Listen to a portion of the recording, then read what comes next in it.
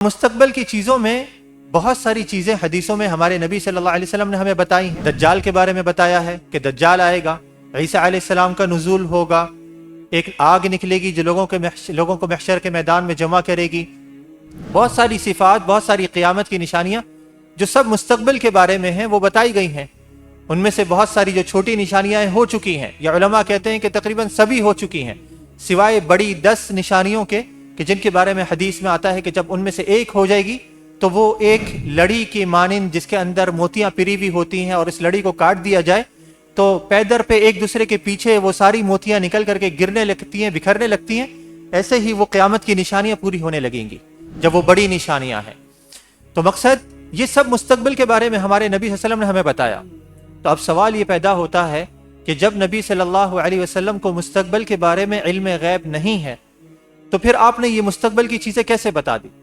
بہت سے لوگ یہ پوچھتے ہیں کہ دجال کے بارے میں نبی صلی اللہ علیہ وسلم نے بتایا جو ابھی تک نہیں آیا، ہم نے نہ اس کو دیکھا، نہ نبی صلی اللہ علیہ وسلم نے اس کو دیکھا، تو آپ نے اس کے بارے میں بتایا کہ وہ آئے گا، تو غیب کی بات بتائی، اس کا مقصد ہے عالم الغیب ہو گئے۔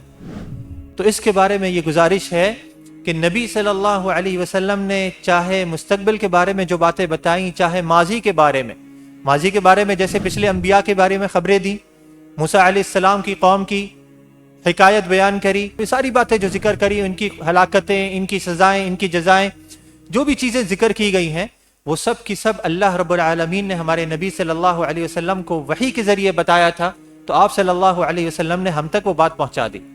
تو وہ غیب کی خبر ہے یقیناً، لیکن غیب کی خبر اس بنیاد پر نہیں ہے کہ ہمارے نبی صلی اللہ علیہ وسلم عالم الغیب تھے، آپ کو بغیر کسی کے بتائے وہ بات پتہ لگ گئی، لیکن آپ صلی اللہ علیہ وسلم نے وہ باتیں ہم تک پہنچائی وحی کی بنیاد پر۔ اور جو بات کسی سورس کی بنیاد پر ہمیں پتہ لگتی ہے، کسی وجہ سے پتہ لگتی ہے، کسی سبب سے پتہ لگتی ہے، وہ علم غیب نہیں ہوتا ہے، وہ اس کا جاننا ہمیں عالم الغیب نہیں بنا دیتا ہے۔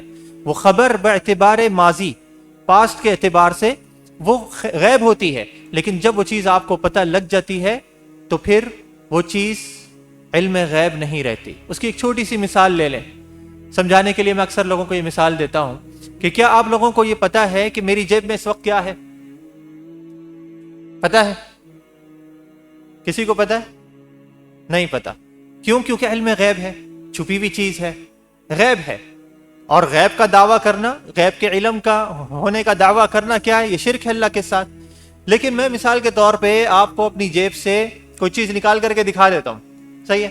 مثال کے طور پہ والیٹ ہے اور میں نے واپس اپنی جیب میں رکھ لیا، صحیح ہے؟ اب میں اگر آپ سے پوچھتا ہوں کہ بتائیے کہ میری جیب میں کیا ہے، آپ بتا سکتے ہیں کہ نہیں؟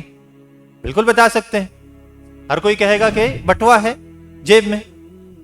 تو میں اگر آپ سے کہوں کہ یہ تو علم غیب تھا اور آپ نے علم غیب کا بتا دیا، اس کا مقصد ہے آپ عالم الغیب ہو گئے، تو ہو جائیں گے کہ آپ عالم الغیب۔ یہی دھوکہ ہے جو عوام کو دیا جاتا ہے۔